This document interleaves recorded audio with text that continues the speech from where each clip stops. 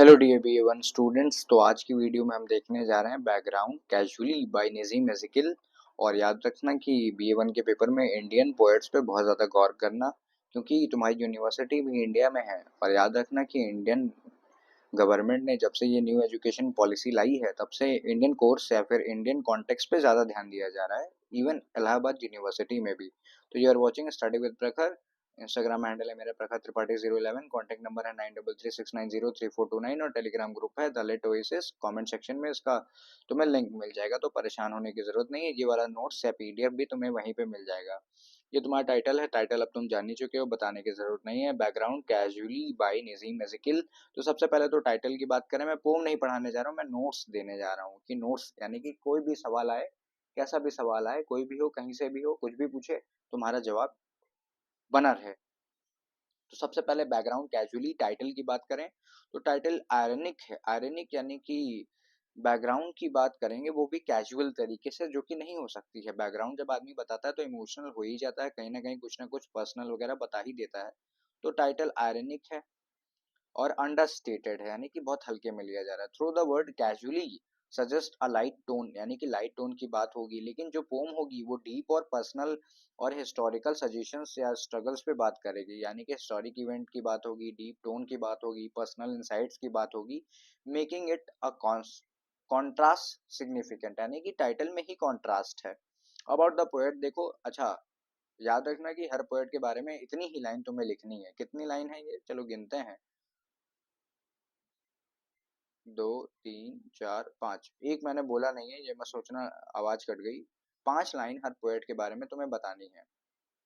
तैयार कर लो, अभी भी समय है। अबाउट द पोएट देखें तो नजीम एज़िकिल 1924 से लेके 2004 तक इनका जीवन था। Was a foundational figure in modern Indian English poetry, यानी कि मॉडर्न इंडिया की इंग्लिश पोइट्री में इन्होंने बहुत बड़ा योगदान दिया है।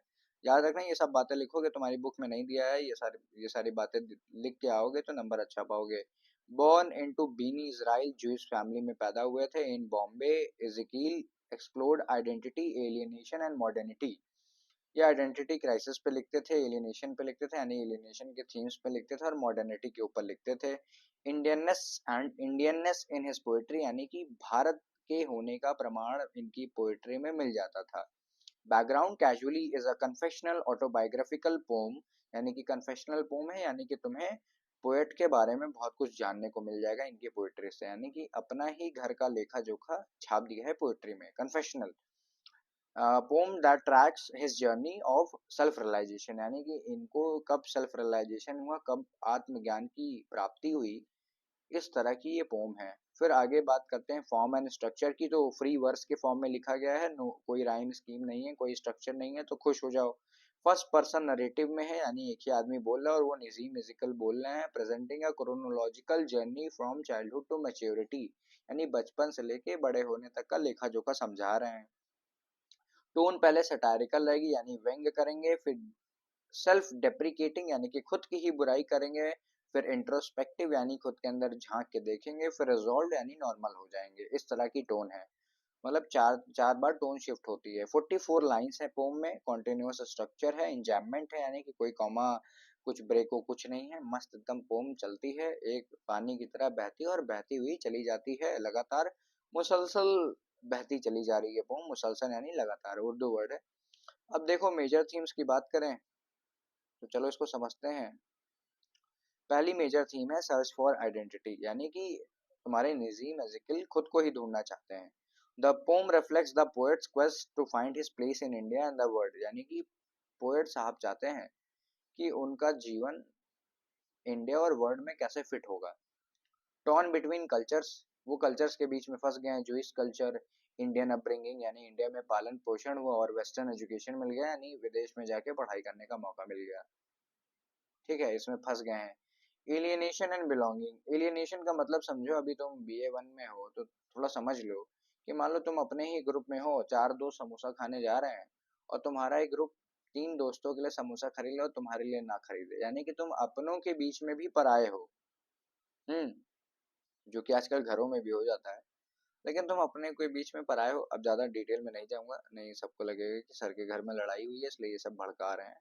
तो felt like an outsider everywhere, यानी कि वो हर जहां भी गए, नजीम नजीकिल जहां भी गए, उनको क्या फील हुआ कि वो आउटसाइडर हैं।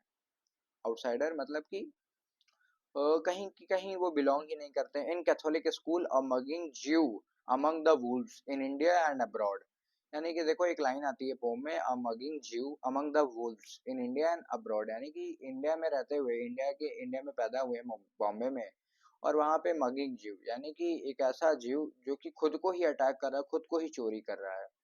अमंग द वुल्व्स, अब वुल्व्स यानी कि Indian people, Christian people, Hindu people और मुस्लिम पीपल इनको अभद्र निगाहों से देखते थे, इनकी कभी भी इज्जत नहीं हुई।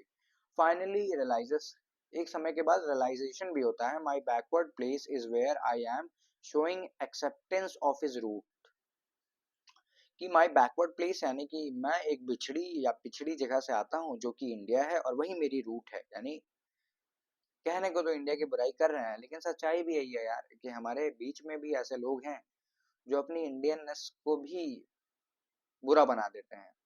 ज्यादा कुछ नहीं बोलूंगा, विवाद हो जाएगा, फिर भी तुम समझ रहे हो कि अच्छे अच्छे वातावरण में रहने के कारण भी लोग अच्छा व्यवहार नहीं कर पाते हैं। और रिलीजियस एंड कल्चरल कॉन्फ्लिक्ट की बात होती है, faced prejudices from Christian Muslim and Hindus, यानी कि क्रिश्चियंस ने भी इनको सम्मान नहीं दिया, मुस्लिम्स ने भी इनको एक्सेप्ट नहीं किया, और हिंदूज ने भी इनको एक्सेप्ट नहीं किया।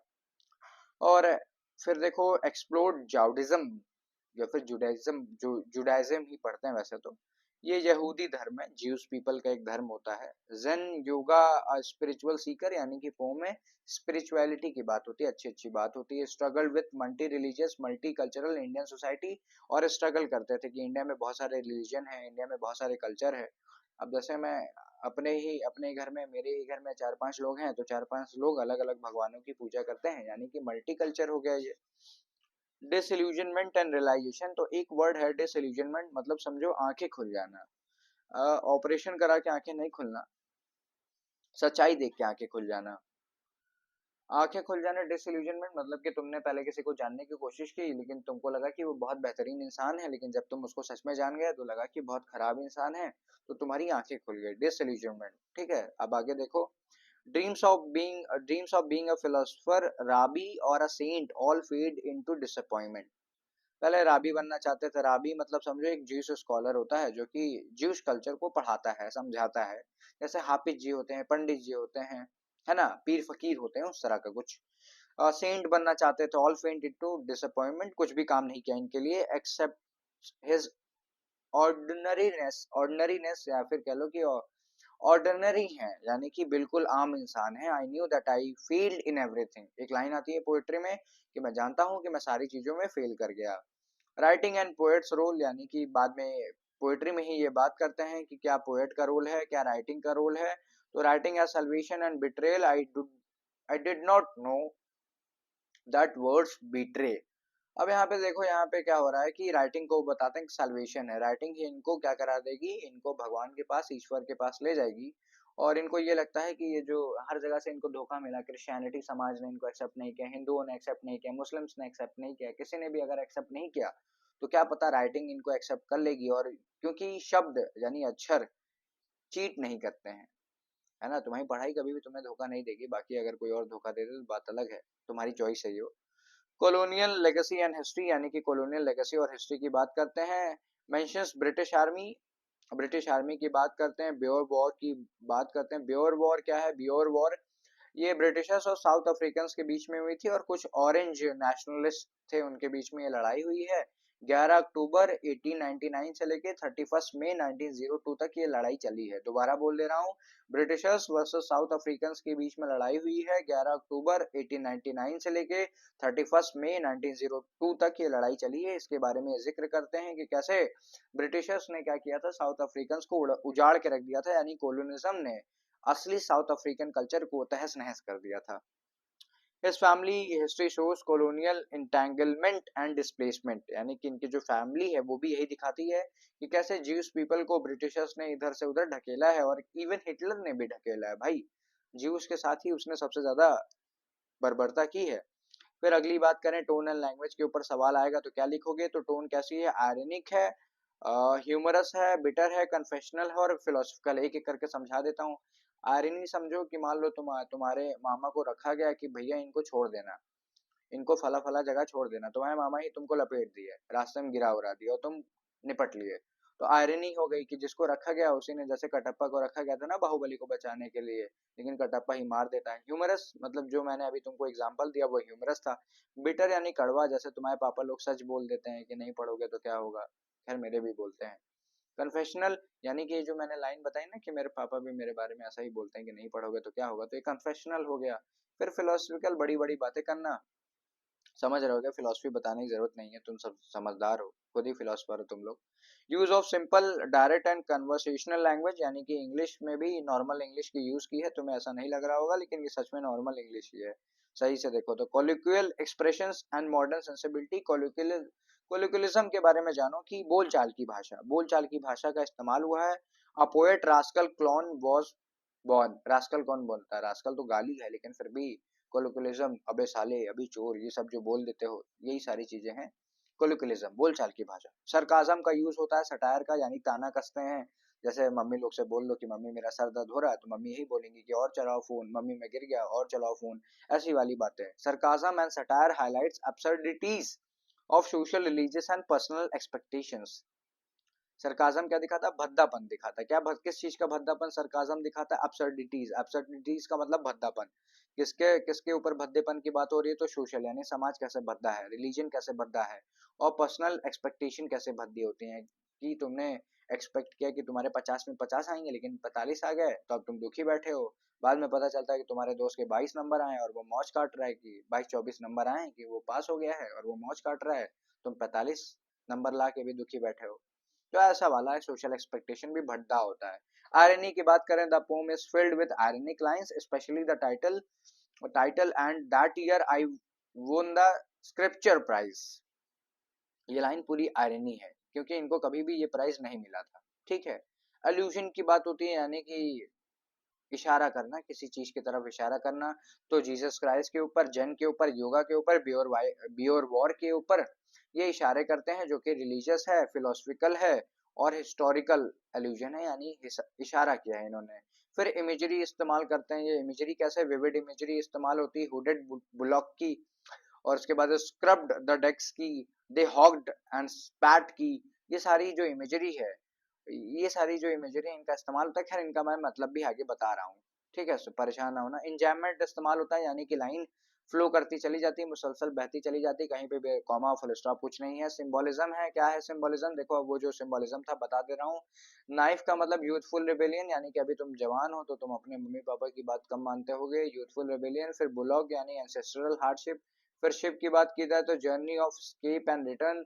ठीक है, स्केप शिप मतलब क्या दिखाती है कि एक जगह जाना और वहां से लौटना है। मान लो कि तुम यहाँ से, शिप क्या दिखा रहा है, यहाँ से यहाँ तक गए और यहाँ से यहाँ तक लौटे, यही है शिप का रेफरेंस। फिर ऑटोबायोग्राफिकल एलिमेंट देखो पोम में क्या क्या है, जल्दी जल्दी इसको पढ़ लेते हैं ताकि तुम सारे एस्पेक्ट्स को कवर कर लो, जानते रहो। The poem is clearly autobiographical account, यानी कि ये पूरा ऑटोबायोग्राफिकल, यानी कि खुद का ही लेखा जोखा है, खुद ही से लिखा गया है। रिवील चाइल्डहुड ट्रॉमा की, कैसे बचपन में दिक्कतें आती थी, स्कूल में दिक्कतें आती थी, और रिलीजियस आइडेंटिटी की, रिलीजन से भी इनको सल्वेशन नहीं मिला। फॉरेन ट्रेवल, ये बाहर भी जाया करते थे। फील्ड रिलेशनशिप, इनके रिलेशनशिप भी खराब चले गए। Eventual acceptance of Indian identity, पहले इनको लगा कि ये विदेश जाके सेटल हो जाएंगे, पहले इनको लगा कि ये जीव से यहूदियों के बीच में सेटल हो जाएंगे, बाद में रियलाइज हुआ कि इंडिया में ही रहना पड़ेगा। shows the inner conflict of western educated Indian poet with Jewish heritage trying to relate to his Indian surrounding। अब देखो भाई, ये ज्यूश आदमी है, ज्यूश आदमी हिंदू नहीं है, मुस्लिम नहीं है, क्रिश्चियन नहीं है, ज्यूश आदमी है, एक नया रिलीजन का आदमी है, पढ़ता है विदेश में, फिर आता है इंडिया में, अब उसको कहा जा रहा है कि एडजस्ट करो, तो कहाँ से एडजस्ट कर पाएगा। तो यही सारी चीजों पे बात हो रही है। फिर क्रिटिकल एप्रिसिएशन की बात करें तो पोम क्या होती है, ब्लेंड हो जाती है, किसमें ब्लेंड होती है, the pome blends personal and political, यानी पर्सनल बातों और पॉलिटिकल बातों को पोम ब्लेंड करती, मिला देती है, making it modern Indian epic in miniature, यानी कि एक मॉडर्न इंडियन एपिक है, बहुत बड़ी गाथा है लेकिन बहुत छोटे में बता दी है, बहुत बड़ी बड़ी बातें बहुत छोटी पोम में कर दी है, 44 लाइन 44 लाइन्स में कर दी है। Reflects the post colonial identity crisis, यानी कि ब्रिटिशर्स के जाने के बाद जो लोग ब्रिटिशर्स का एजुकेशन ले चुके हैं उनके साथ क्या हो रहा है, बेचारे अब वो अकेले पड़ चुके हैं, उनके तौर तरीके अलग हैं। अब सोचो तुम सुबह उठो और तुम ग्रीन टी पियो और तुम्हारा पूरा घर काली चाय पी रहा है या वो दूध वाली चाय पीता है, तो तुमको बोल देंगे ना कि अरे ये तो बहुत अंग्रेज बनता है। वो वाली बात हो गई।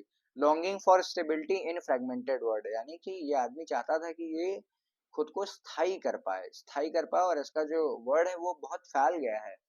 जैसे कमरे में तुम बहुत सारी चीजें फेंक दो, तो मम्मी कहती है ना कि सारी चीजें समेट कर रखो, दिमाग शांत रहेगा, दिमाग अच्छा रहेगा। तो इनके साथ क्या हुआ, इनके सारी चीजें बिखर गई और अब ये धीरे धीरे एक एक करके सारी चीजों को समेटने की कोशिश कर रहे हैं। तो ये पोम इसके बारे में बात करती है।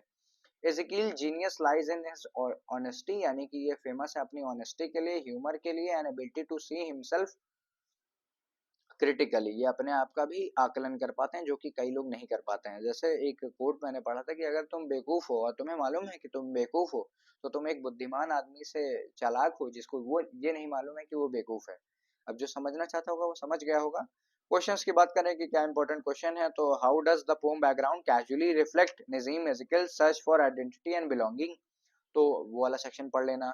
फिर बैकग्राउंड के ऊपर सवाल आ सकता है, discuss background casually as an autobiographical confessional poem के ऊपर सवाल आ सकता है। फिर नंबर 3 पे क्या आएगा, how does Nissim Ezekiel present the conflict between tradition and modernity in the poem background casually. ये 3 सवाल आ सकते हैं, यही 3 सबसे ज्यादा इंपॉर्टेंट सवाल हैं, इनको पढ़ लेना। ये पोम थोड़ी टफ पड़ रही थी, ये पोम मैं देख रहा था कि सबसे ज्यादा तुम्हारे एग्जाम में आई हुई है, तो मैंने इसको पढ़ा दिया, वो भी डायरेक्ट नहीं पढ़ाया, ऐसा पढ़ा है कि तुम आंसर बना लो, इसलिए मैंने इसको पढ़ा दिया। 15 मिनट की वीडियो है, मुझे मालूम है तुम 1x या 1.5 की स्पीड से या 2x की स्पीड से देख लोगे, तुम्हारा काम बन जाएगा। तो बेस्ट ऑफ लक और long live literatures, long live you all people, hoping to see you happy after the exams.